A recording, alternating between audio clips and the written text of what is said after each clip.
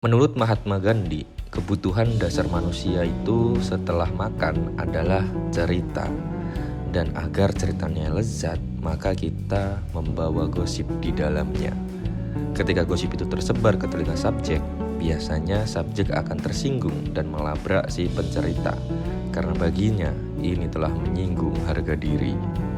Nah, bagaimana sih caranya agar menjadi orang yang tidak mudah tersinggung agar hidup kita selalu fun-fun aja?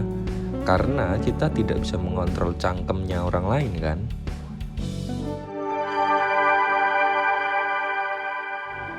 Saya tipikal orang yang mudah tersinggung, apalagi kalau karya saya yang disenggol atau dibilang jelek aja belum cukup. Rasanya di hati ini penuh sesak dengan umpatan, pengen tak pukulin, pengen tak injek-injek orang yang bilang itu.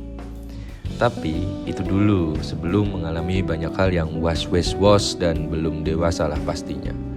Setelah mengalami pendewasaan, ternyata ada banyak hal yang tidak perlu we take it personally ya. Dan ternyata menjadi bodoh amat adalah cara hidup yang menyenangkan. Saya akan membagikan sedikit strategi untuk menjadi orang yang tidak mudah tersinggung dengan omongan atau perilaku orang lain.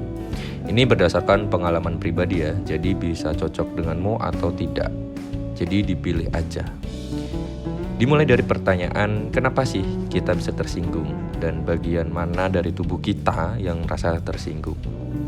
Menurut saya jawabannya adalah ego. Ya, ego cara kerjanya adalah tidak mau salah, apalagi disalahkan. Contoh, sekarang ini kan pekerjaan saya adalah membuat film. Dan proses membuat film dari ide sampai siap rilis itu perjalanan panjang yang menguras energi dan mental. 100% waktu saya dedikasikan untuk satu film ini. Nah, setelah film tayang ada banyak kritik yang masuk yang sifatnya membangun atau menjatuhkan. Secara autopilot saya akan setuju dengan kritik yang membangun dan saya menolak keras kritik yang menjatuhkan. Di dalam ego saya berkata, lu bikin film aja gak bisa, kok bilang karya ini jelek.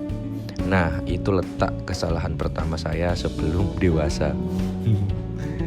Harusnya kan saya membreakdown dulu tuh omongan orang tadi. Apakah dia mengkritik karya atau mengkritik personal pembuatnya, sehingga saya bisa melakukan respon dengan tepat.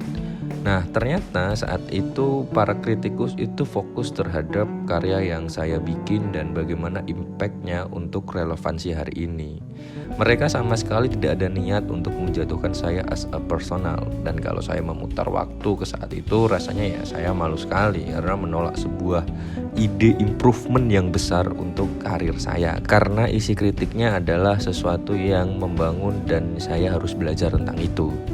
Nah, semenjak itu saya mulai menyadari bahwa saya harusnya menurunkan ego untuk memahami niat orang lain terhadap saya. Kesadaran ini terus saya bawa hingga hari ini. Saat saya nongkrong dan saya sedang ngobrol, ada teman saya yang asik main HP, saya jadi biasa saja. Karena ya it's not about me, dan aku juga tidak tahu niatnya apa dia main HP. Kalau dulu mungkin ya kita lagi nongkrong terus ada yang mau main HP gitu ya, tak marah-marahin lah, tidak menghargai pertemuan. Tapi ini tidak semudah bacotan saya ya, perlu proses dan memang sangat sulit. Kita tidak bisa menghilangkan ego sepenuhnya, karena manusia sejatinya membutuhkan ego untuk tetap mempertahankan identitas diri. Dan yang menjadi problem lagi adalah otak kita itu memproduksi sekitar 80% hal negatif dan hanya 20% hal positif. Ini akan rumit kalau kita tidak mengambil respon yang tepat tentang ini. Oke, lanjut ke strategi selanjutnya ya. Kalau ternyata omongan atau kritik itu memang menyerang kita secara pribadi, pukul lah. Jangan. Jadi gini, pertama kita beri diri kita empati untuk merasakan apa yang dirasakan orang yang menyerang kita. Kenapa sih dia bisa sampai di titik menyerang kita as a personal? Setelah kita merasakan ini, speak up dengan tenang tentang apa yang kamu rasakan dan jelaskan bagian personal mana yang seharusnya tidak perlu diserang.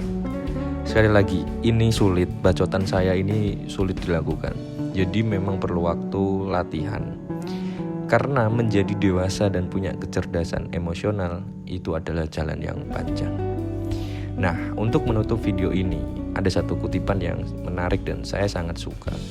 Semua persepsi orang tentangmu sama sekali tidak mengurangi value-mu. See you on top, kawan-kawan.